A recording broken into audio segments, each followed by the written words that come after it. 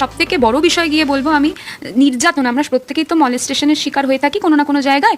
তো আমরা দেখাবো এই শর্ট ফিল্মের মাধ্যমে কেউ আপোষ করবে না, সবাই প্রতিবাদ করবে, আর সেই রাইট সবার আছে। রাজন্না হালদার তো নবাগত মমতা ব্যানার্জি 21শে জুলাই তাকে আবিষ্কার করেছিল, কিন্তু রাজন্না হালদার তো পয়সা তুলতে আসেনি।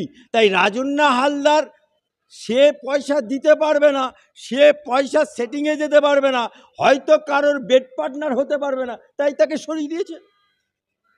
রাজন্না হালদার একটি সিনেমা তৈরি করেছে, তার জন্য সেই সিনেমা সম্ভবত তৃণমূলের বিরোধীতে গিয়েছে, কিন্তু রাজন্না হালদার বলছে যে পুরো সিনেমাটা দেখেই সিদ্ধান্ত নিলে ভালো হতো। আরে সিনেমা পিনেমাই তো বাহানা। তৃণমূল করবে, তোলা তুলবে না, তৃণমূল তুলবে, ঘরে একটা বিবি বাইরে 5টা বিবি রাখবে না, পরকিয়া করবে না, এটা আবার হয় নাকি?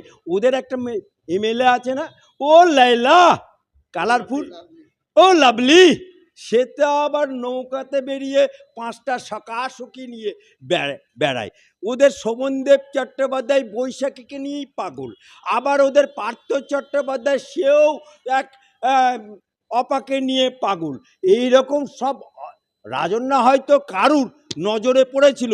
ওদের একটা কাউন্সিলর আছে না, সে আবার লিখিত দিচ্ছে তৃণমূলের একটা নেত্রীকে যে আমাকে বিয়ে করতে হবে, বিয়ে করলে তুমি তৃণমূল করতে পারবে, নাহলে করতে পারবে না। মানে সুন্দরী হও বিপদ আজকালকার দিকে তৃণমূলের যোগে।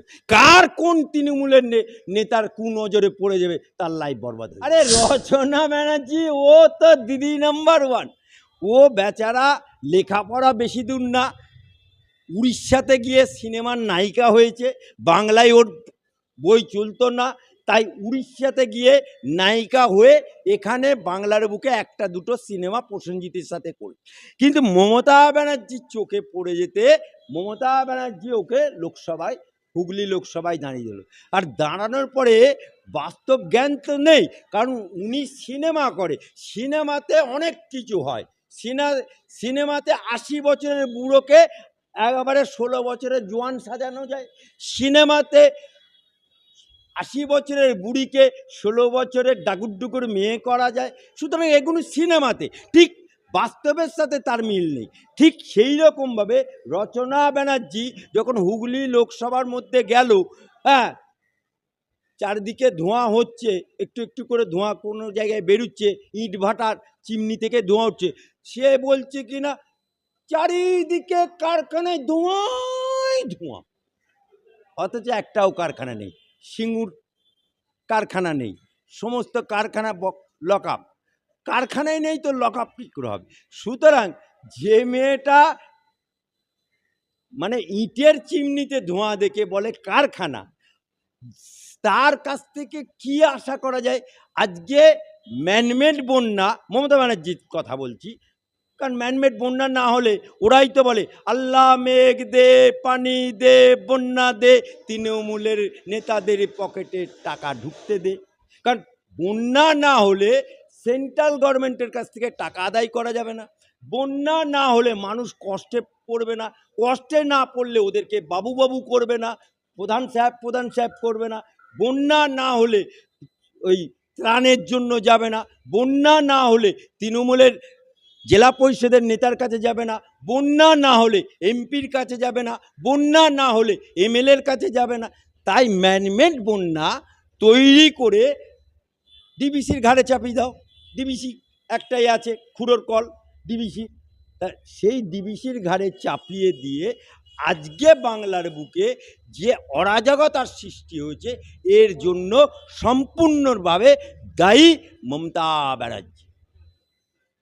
এই যে রাজন্না হালদার, তিনি 21-এর যে তৃণমূলের যে শহীদ সভা হয়, সেই সভায় কিন্তু বক্তব্য দিয়েছিল, খুব ভালো বক্তব্য দিয়েছিল। কি শিরোনামে ছিল, সেই রাজন্না একটা শর্ট সিনেমা তৈরি করে, এবং যে সিনেমা তৈরি ডাইরেক্টর করে সেও তৃণমূলের কোনো এক পদে ছিল এবং রাজন্নাও পদে ছিল।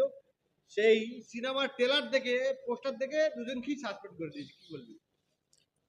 দেখুন, একটা রাজনৈতিক দলে নেতা নেত্রীদের ভবিষ্যৎ থাকে, অতীত থাকে।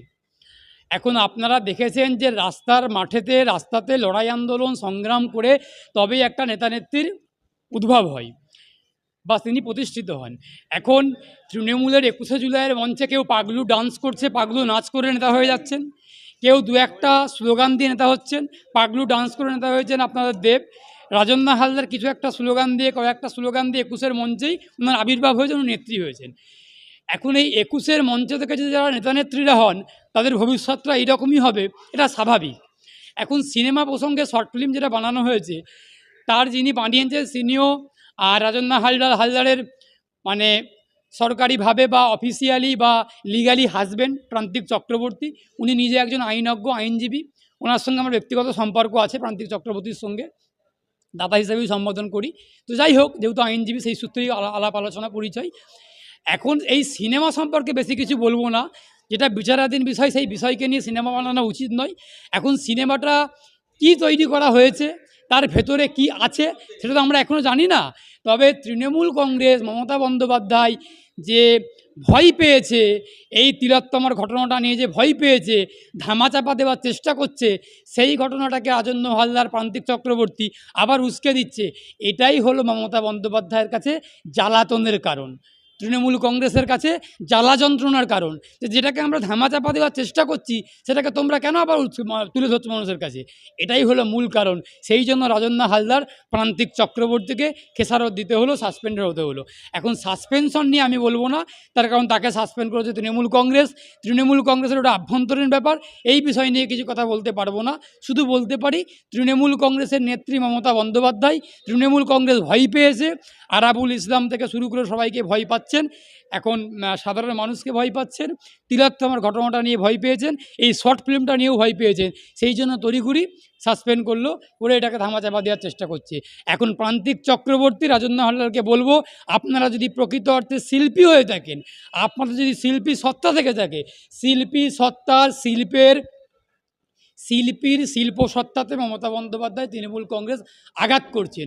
সমস্ত শিল্পীরা এককাট্টা হন, হয়ে লড়াইটা করুন, প্রান্তিক এবং রাজন্যার পাশে গিয়ে দাঁড়ান, শিল্পী হিসেবে পাশে গিয়ে দাঁড়ান, তৃণমূল কংগ্রেস হিসেবে নয়, শিল্পী হিসেবে পাশে গিয়ে দাঁড়ান।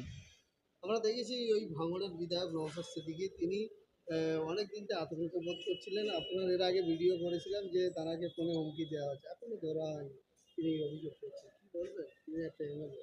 এই মমতা বন্দ্যোপাধ্যায় রাজত্বকালে আমরা 2011 সাল থেকে দেখে আসছি। আপনারা বীরভূম দেখেছেন, আপনারা বগটুই দেখেছেন, আপনারা হাঁসখালি দেখেছেন, কামদুনি দেখেছেন, সব দেখেছেন। এই মমতা বন্দ্যোপাধ্যায়ের আমলে, এই মমতা বন্দ্যোপাধ্যায়ের সরকারের আমলে এমএলএ থেকে শুরু করে, এমপি থেকে শুরু করে, আইপিএস, আইএএস, বিচারপতিরা কেউ নিরাপদ নন।